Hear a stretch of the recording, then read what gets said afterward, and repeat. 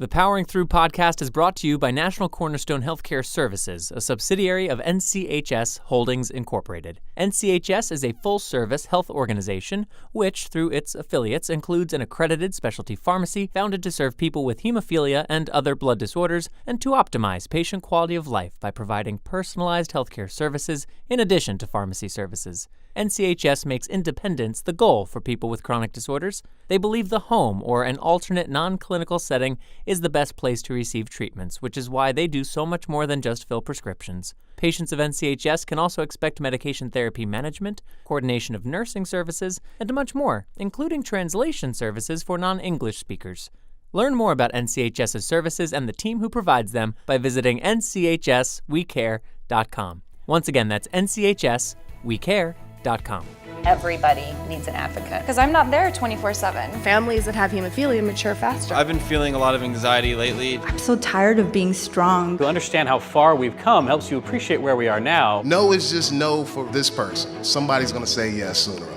And it helps you understand that there are more steps to be taken in the future. You're the first person I've met with a bleeding disorder. Let's fight the disease and not the people who have it. Hello, and welcome to Episode 5 of the Powering Through podcast, featuring panel conversations on obstacles, challenges, and what it takes to overcome, held for the benefit of the bleeding disorders community.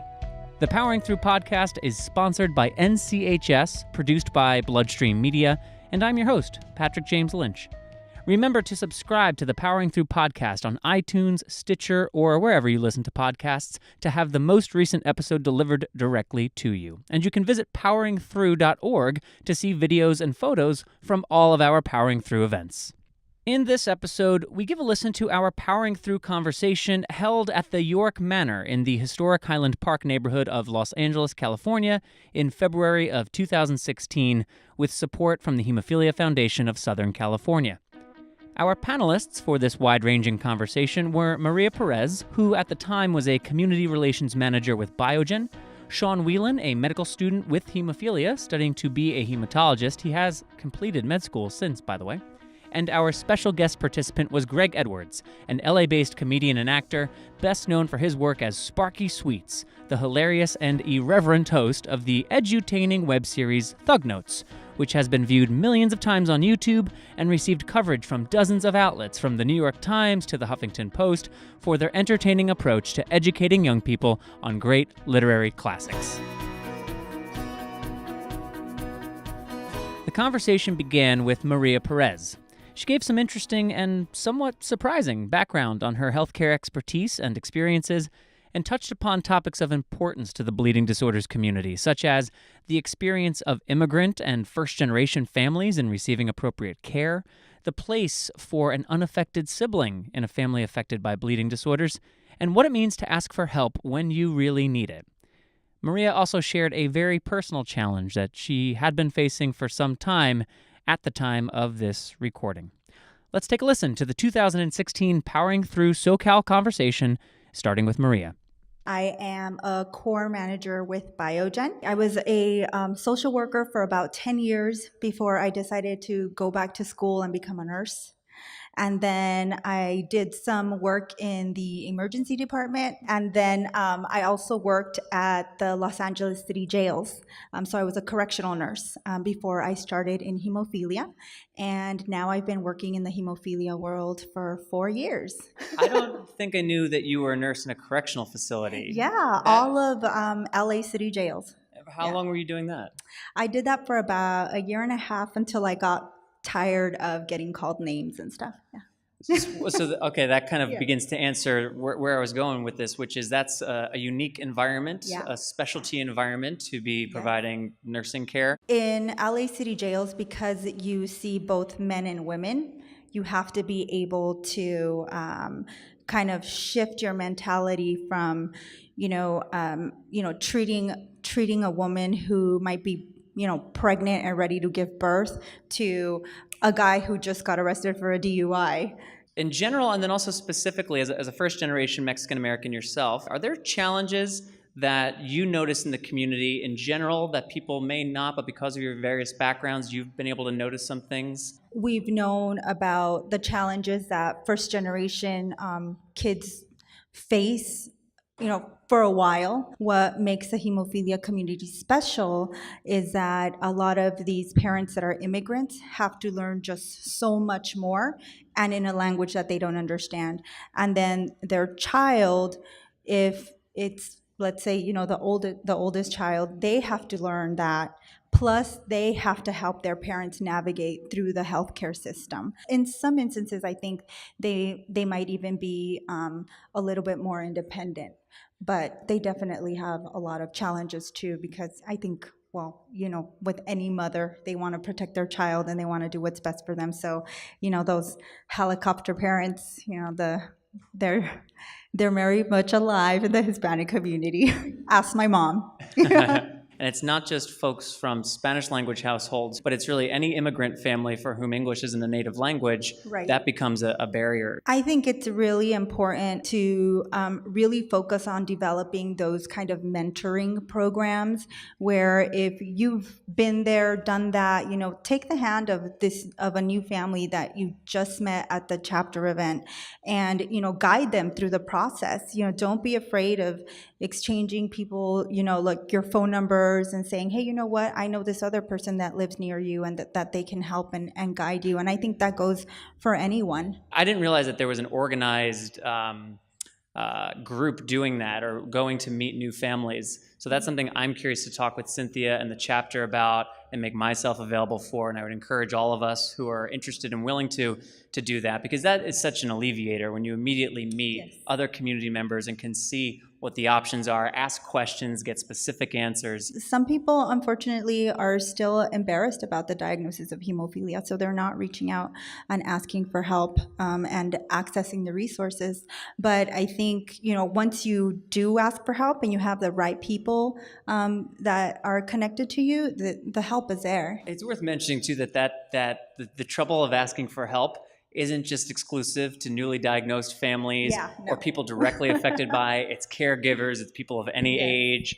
It's probably both of us at times. Like, that's something that we all should just remember, and I have to remind myself a lot, because by asking for help, it also encourages people who are in need to ask themselves. It sets an example. Exactly. You mentioned earlier that the child who has to kind of become a little bit more mature if they're from a home that English isn't the language spoken at home, the child kind of has to take on that role. And we were talking about how that's also true with unaffected siblings of people who have a bleeding disorder. And I liked the word you used, the parentifying of the unaffected sibling. And, my brother did have a bleeding disorder, and I didn't feel that because of his bleeding disorder, but just being from a divorced family with a chronic condition. When we'd go off with Dad, I was very aware that, okay, I'm 8, but I'm the expert on what his care is and what he needs, and I have to kind of keep my own helicopter, head going.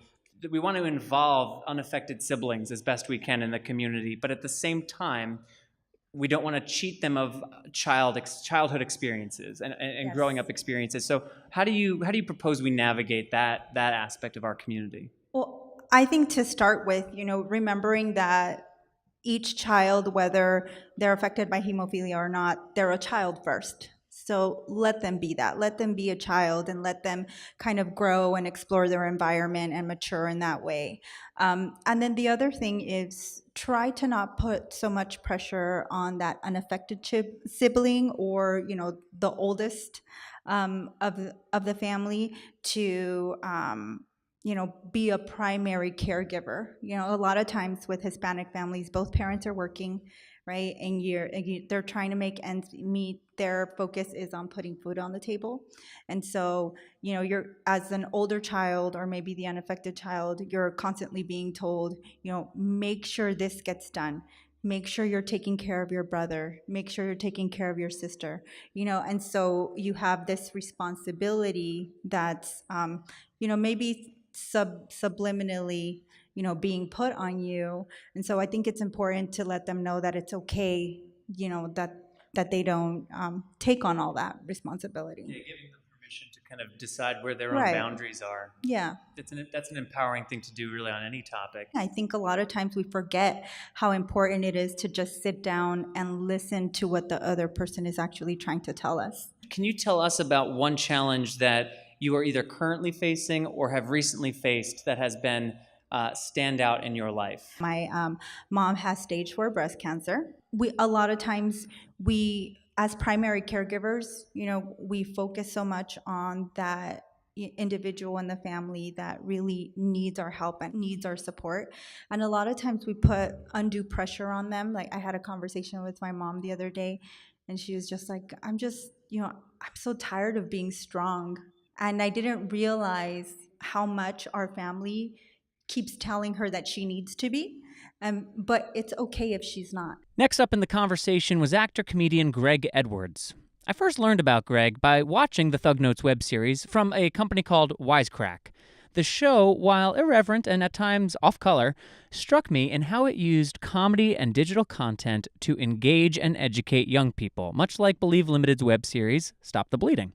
Not only did Greg's performance in the show stand out to me, but when I got a chance to first speak with him, his story, perspective, and candor did as well. So let's jump back into the conversation and hear from Greg on topics such as education through the arts, his transitioning from athletics to entertainment, the crossover between the comedy world and depression, and more. I'm an actor, comedian, a boyfriend, son, brother, and I'm from the East Coast. I'm from Virginia. I moved to California like in 2001 to pursue acting and comedy, and it's been great. And I enjoy doing what I do. I enjoy meeting a lot of awesome people, and I enjoy making people laugh and making people happy and just talking to people.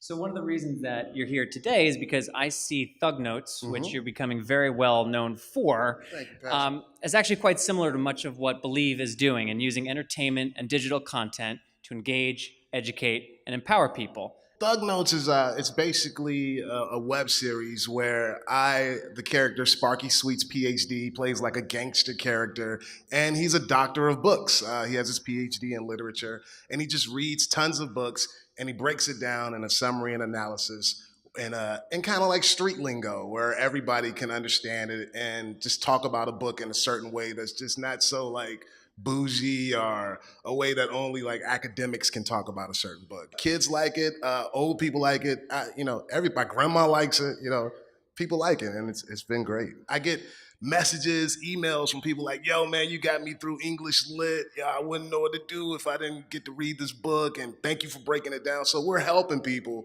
and which I'm all about. I'm all about helping people. You actually have quite a background with education through art. Can you talk a little bit about that? I've been like teaching kids since like Boys Club when I was in high school, camp counselor at the YMCA. I used to do Kaiser Permanente's educational theater program. That's great, but it's hilarious, like those words in a row.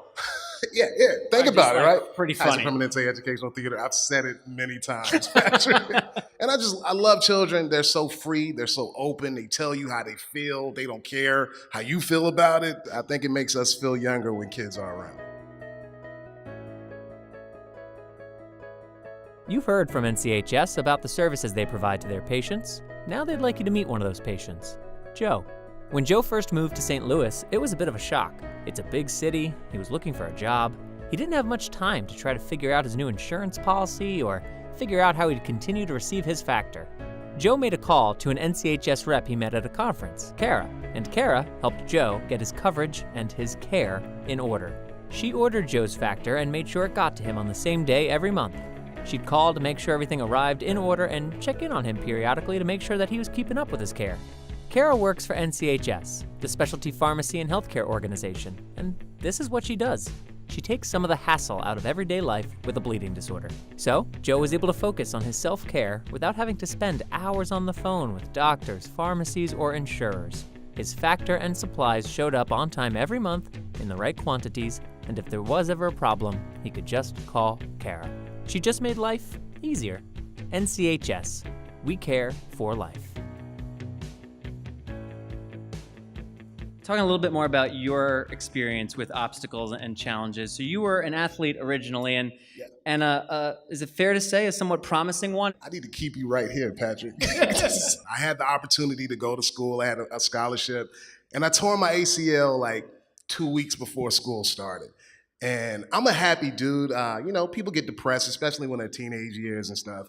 But it really took me down. I just really, powering through is really what I had to do. And I'm not a good person at talking about issues and asking people for help. You're a football player. You're not supposed to be weak, or you're not supposed to cry. You're not supposed to be sad about certain things. I enrolled in like a community college, and I started acting. I started doing theater, and it made me feel better. And it snowballed, and I just kept getting things. The next thing I know, like 3 years after that, I'm in California. So, just power through, push through those hard times. And it's hard to do, but that's the main thing I learned, that you can really get through anything anything in life, if you just have a positive attitude. I think when the rug gets pulled out from under, devastating injury or some huge life event happens, there's an impulse to then try to chase and restore completely what you had and immediately get everything back together and feel focused and energized and empowered. But that's not realistic. Yeah. It's baby steps, right? Like the house falls down, you don't have a house the next day. You start by putting down a single piece of wood and going slowly. So it really, like, powering through is really making the next decision. I mean, sometimes that you want to try to rebuild, but sometimes it's over. Sometimes it's just done and you have to move on. I had to learn how to ride a bike. I had to learn how to ride a bike again, walk again. And it was just my friends. My friends really helped me a lot. And I was so glad for their support, and my family. So then you chose the really stable, tried and true path of becoming an entertainment professional. Totally stable, yeah. I feel like it's always hard, but I feel like I think about me in that bed and with my leg just hurt, and I look back at my life then, and I just know I can just do anything. If somebody tells me no is just no for this person. Somebody's gonna say yes sooner or later. And you just gotta, even if that doesn't happen, you have to trick your mind into knowing somebody's gonna say yes sooner or later. Yeah, especially if you're entering a profession where you're gonna hear no a lot more than yes. All the time. And that's great. If they tell me no, hopefully they'll tell me why, and then I can fix it or try to change it and, just go on. You're a comedian, a lot of road life for comedians, open mics, new venues, new owners, new club managers, new audiences, new material, a lot of variables, a lot of things that don't necessarily play well hand in hand with feelings of negativity or depression, and yet that's the nature of the beast. So how have you, as someone now you've been professional how long now in entertainment? Probably about 14, 15 years now. So that's enough to be able to you've seen a lot, you've experienced a lot. How have you stayed positive and empowered and not let some of the pitfalls of the entertainment world affect you? I deal with the depression not just my own depression, but my friends' depression. I'm a comedian, so when I go into a comedy club, it's at least 15 people that are severely depressed, but are smiling, smiling people, but are severely depressed. And we talk about it. It's like we have our own club, almost like, just like hemophilia. Where you're like, I can't tell you have a bleeding disorder. I can't tell my friend is depressed unless I talk to him. It's hidden. Try to surround yourself with people that are trying to do good and trying to stay motivated. Because, sad people like being around sad people. So, try to break that habit with people. My mom used to say growing up, you are the company you keep. It's true. You are the company you keep. And there's a lot to be said for that. Our last panelist, Shawn Whelan, is quite remarkable. Not only does he have hemophilia, but he is working toward becoming a hemophilia expert hematologist. Shawn, who is also a physically active and adventurous individual, spoke at Powering Through about how growing up with hemophilia impacted his approach to physical activity, how he came to find meditation as a form of health management, and how being in a leadership role has helped him keep accountable to that which he preaches to others. Let's take a listen to Shawn. I was just wild, getting hurt. My parents didn't know how to take care of me. People would tell me not to do something. It was the first thing I'd go out and do. Had a few bad bleeds that kind of knocked me off my feet for a while, made me sit back and think. Through all that, going to doctors, hearing about kind of the promise of science, I was interested in learning about, how do they make this factor that we take? When is this so-called cure going to come out? What could I possibly do to become a part of that? Went to school down in UC San Diego, and after that I got a job doing research out in Vienna, Austria. That was for about 4 years, and there I was looking at inhibitor formation. Am I correct, do you meditate? Is that a part of your practice? I do, yeah. When did you start meditating? Maybe it was the end of a bad relationship. had broken up, and I was thinking about it often, and I just kind of noticed I wasn't like focusing on the present, and it was kind of distracted at work. I read a book, and there was something about like being present in the moment and meditating. And so every morning I would wake up and do kind of a little stretch routine. And at the very end of it, take like 5 minutes just to focus on my breath.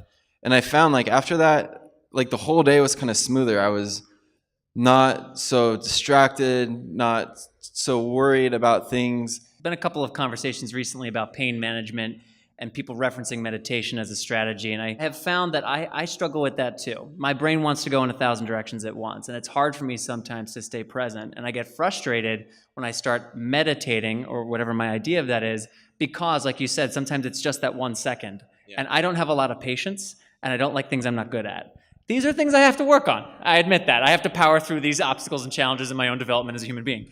But it is worth striving for, because I have found when I find that moment of peace, it really does kind of help set the day in a better place. And I have a feeling if I could commit to it, it would also help with pain management as well. That my friend's mom would be so worried, hey, you can't run around too fast, you can't play with him too roughly. And it always like took me back. Probably I overcompensated in a way at that point and would end up doing things I shouldn't have done. Also kind of just being in denial, like, hey, there's nothing wrong with me at all. I'm just going to prove myself, go even one step further to show I'm better than the normal people without hemophilia.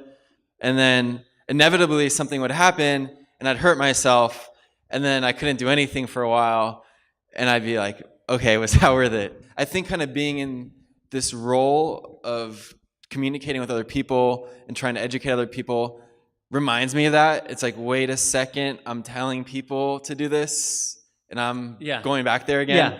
Maybe I can catch myself before I learn the lesson the hard way again. I completely relate to all that, and I find it is funny sometimes discussing healthy lifestyle choices and self-care and then having moments myself where I'm like, really, Patrick?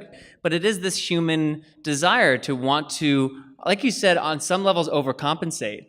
Being that you not only are an articulate person with hemophilia, but in your third year of med school studying this on a scientific level, give us some insight into the balance of how we maintain an active lifestyle while not overexerting ourselves, or at least in a habitual way that causes permanent damage. Kind of taking small steps, not going from the couch to running a marathon. Just do a little bit and be patient and be happy with what you did. I'd go like skiing or something. It was like I had to be the first one on the mountain and the last one off, that I got as many runs as possible to feel good about myself. It's like, wait, no, just that if I'm able to go at all, that's something awesome. If I can take a couple runs and enjoy this, like I'm going to be grateful for that.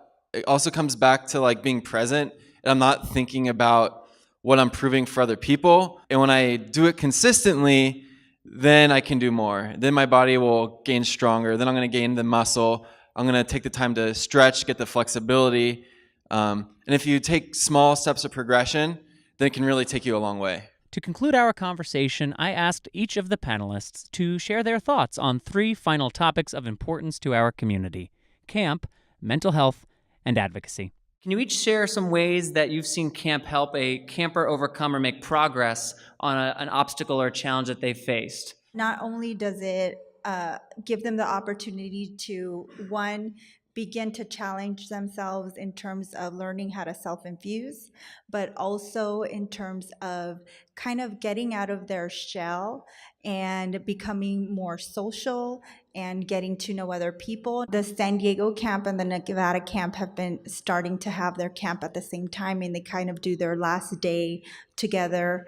And so these kids are not only knowing their local San Diego family, but they're also getting to know, those kids that in Nevada that also have hemophilia. So now they've built this kind of network. Well, I remember being a camp counselor and it was a deaf girl. She was fully deaf, and she was in my group. And the manager of the YMCA at the time asked to put her in my group. And it was cool to see how the kids adapted to her. I don't think these kids had a lot of experience with the deaf community. And by the end of the summer, like half the kids knew at least how to sign their names. They just made her feel included. And I think she appreciated it. And I think the other kids learned a lot from that, just having that little bit of diversity in that camp, you know? My parents, they wanted me to go, and the only way I went was that they bribed me with a new Nintendo at the time. It's called incentive. Yeah. Yeah. And then, I got there and I was surprised of all the other hemophiliacs I saw that, I really became friends with. We didn't have a choice to go to the infirmary after breakfast, but we had to. But it was for the best. And, I think I was maybe no older than 9 years old. They said, okay, now you're going to self-infuse. And I had some other campers there next to me like, come on, man, just do it. I kind of like looked, wait, how do you mix it up? All right. And, I did it, and it was amazing. And that was, since then I've done all my self-infusions. I came home, and my mom was like bummed out because I wouldn't let her infuse me anymore.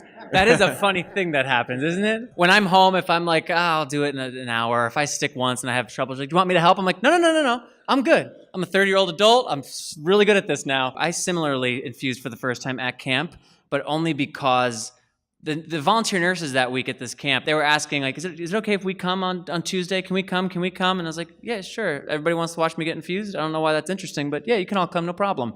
So I show up to the infirmary Tuesday morning. There's like 10 nurses sitting around, and there's a little tray table out with a thing, and everything's all set up ready to go, but there's nobody behind the tray table. And that's when I realized, they think I do this myself. But I was with a counselor who I kind of had a little bit of a crush on. I didn't want to look bad. So I was like, okay, well, I know the gist. So I just went for it. And it wasn't successful. So then I got some help. And as we were leaving, I was like, Charlotte, I've never done that before. And she's like, what's the matter with you? I was like, I didn't want to look bad. All right, a little bit of a pivot now. So we all deal with stress, anxiety, pain, or some form of depression at some point in our lives. What are other techniques or pieces of advice that you guys could give based on personal experience with any of those? I've been feeling a lot of anxiety lately, just kind of getting ready to get residency, looking at my career, like looking at the debt that I'm in, looking at all the responsibility ahead of me. And it's overwhelming. Kind of what I found is going back to just taking it one step at a time and still carving out time to do the things that I enjoy doing, still enjoying my life. Yesterday after an event, I went on a nice hike. This morning before I came here, I woke up a little earlier. I went to the beach. I went surfing. Finding the ways to do the things you can do within your ability, whatever that is, making that part of your life, even when, there's a lot of responsibilities, even when you have a big job to do, finding the time to spend with your friends, your family, doing the things you want to do. I think that helps. I think that's the core of your life, My girlfriend's a huge traveler, and I remember one thing she told me like maybe 2 years ago. She was like, you always need something to look forward to, So like set a trip, plan a trip 6-7 months away, and just have something like, this is hard right now, but in 4 months, man, I'm going to be a Joshua Tree staring at the boulders, just something to look forward to. Patrick and I had a conversation. I'm like, one thing you probably don't know about me is the way I do my stress relieving is I go to the shooting range. And so I go down to the Burrow Canyon, San Gabriel Valley, and they have like the house that the shoot house that LAPD has. You kick open the door and you just shoot all the targets and you feel so good. I just want you to know that I respect you. I consider you a friend. Don't let anyone ever tell you otherwise. You really kicked the door in? That actually kind of gets me interested. Like, it's not so much the good. Yeah, I want the part where I knock a door down, because now it feels like an activity. It's cardio, right? It's cardio. There you go. Kicking the door, it's cardio. Yeah. Sure. I think HFA is offering that this year at Symposium. Kick down the door and shoot for cardio exercise in the morning. They're getting rid of early morning yoga. It's a new component to the Symposium.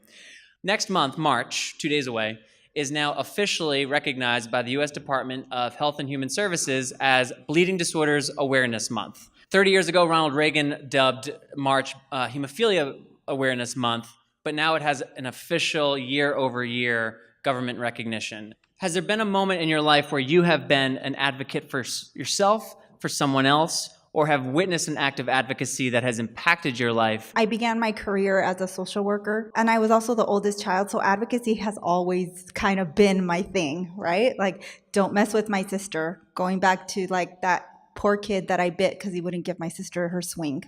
You bit a child? I bit a child. But I think, really when I learned the value of advocacy was when I became a social worker, because I learned that for these children, I was the only one that was going to give them their voice. That's really one of the biggest gifts that we can give anyone is that gift of advocacy and teaching them how to use it. Remembering before, like I was even wanting to admit I had hemophilia, I think that's where it starts, is first accepting what you have and what you can do. My mom helped me prepare a video for my class where I said, hey, this is what hemophilia is, this is what it means. Like everyone in that room didn't know what hemophilia was before, and they did afterwards. And so I think kind of starting just with your own life and then building from there is a good way to get started in advocacy. The other thing that's like we were talking about earlier, when you open up and you say something, it implicitly gives permission for someone else to then say, well, I actually am having some feelings too. It might give a kid with sickle cell anemia the courage to go home and say, hey, Mom, Dad, I want to go to school tomorrow and I want to talk about this. I want to let other people know. My classmate did it and I want to do it too. I used to be a big brother, a mentor when I lived in San Francisco. I used to mentor 8 kids, single family homes. I'm still in contact with. I still call them up. Every time I go to San Francisco, I see them. And it's just cool seeing a kid just grow up. And I know I had such an impact on his life. I'm sure, he's helping other people out too now. So it's a snowball effect too. It just makes other people help other people, which is great. It does. It sets the example. Well, real quick round of applause for all 3 of our panelists today. Thank you again to Maria, Greg, and Shawn for openly sharing their experiences, points of view, and personal challenges with our community and with Powering Through. A big thanks as well to the Hemophilia Foundation of Southern California Executive Director Michelle Kim and her staff for their support of this event. I quite enjoyed how many topics, perspectives, and experiences were shared by our rather diverse group of panelists, and in speaking with community members in attendance that day, I know they too appreciated the nature of that conversation. On a personal note, I had an interesting and powering through appropriate experience of my own take place on the way home from the event that day. I'll share that with you in just a moment after one final thank you to our sponsor, NCHS. NCHS believes in being a proactive partner in their patients' care, which means providing services like arranging convenient and discreet delivery, encouraging adherence to therapies, and monitoring your therapy outcomes. They also provide reimbursement services to help with navigating insurance requirements, which can be overwhelming for families affected by a bleeding disorder or chronic disease. And with a pharmacist available 24 hours a day, 7 days a week, NCHS can offer comfort to patients that someone will always be there when needed. Check out their website to learn more, nchswecare.com, or call 877-626-6247. Again, that is 877-626-6247. After powering through that day, Ryan, my co-founder at Believe Limited, and I were hosting a small little lunch for our production team, which basically just means we took some of the leftovers from the event back with us to enjoy a leisurely weekend lunch and celebrate the day's event. There were a few logistical hurdles, or to use Powering Through vernacular, obstacles and challenges, that we had to overcome to pull off the event that day, which is always the case in production. And we were feeling a sense of pride and relief that we had overcome those and executed well. As I was reaching the house, I got a call from my now wife, Natalie, who was in Ohio with her family, informing me that her grandmother had just passed away. We spoke for a few minutes before she returned to her family and I continued on to the team. But I remember sitting in the car for a minute or two after we hung up, thinking about obstacles and challenges. Just as I was experiencing relief and joy from executing Powering Through and reflecting on all the positive energy in the room after hearing the various stories and perspectives shared, my life partner was hit with a huge blow. It was a reminder at just how random, coincidental, or otherwise inconvenient the timing of such challenging life events can be, or maybe usually are. Fortunately, Natalie and her family were together to say goodbye to Grandma Stratton, whose death was not entirely unexpected, and I shifted the focus of my afternoon back to celebrating the morning's accomplishments with my team, albeit with a slightly more somber inner monologue, and perhaps slightly more appreciation for how complex life and life's landmark moments can be at times. And that will do it for episode 5 of the Powering Through podcast. Thank you for listening, and we will be back next month with another episode featuring another great conversation. Remember to subscribe to the Powering Through podcast on iTunes, SoundCloud, Stitcher, or wherever it is that you listen to podcasts. You can also stream our episodes or watch videos from the events by visiting poweringthrough.org. Thank you, NCHS, for sponsoring the Powering Through podcast. Learn more about NCHS and their services by visiting nchswecare.com, where you'll also find links to their Facebook, Twitter, and Instagram accounts. And you can learn more about all of BloodStream Media's podcasts for the bleeding disorders community, including our new Bloodline series featuring multi-episode deep dives into the stories that matter most by visiting bloodstreammedia.com. This episode of the Powering Through podcast was written by Patrick James Lynch, produced and distributed by Andrew Gall, Patrick James Lynch, Avra Friedman, Colby Crow, Ryan Gielen, Rob Bradford, and Joshua Sterling Bragg. Artwork created by Ryan Gielen and Katie Wright Mead, and the Powering Through podcast is edited by Mr. Andrew Gall. My name is Patrick James Lynch, and until next time, take self-care of yourself.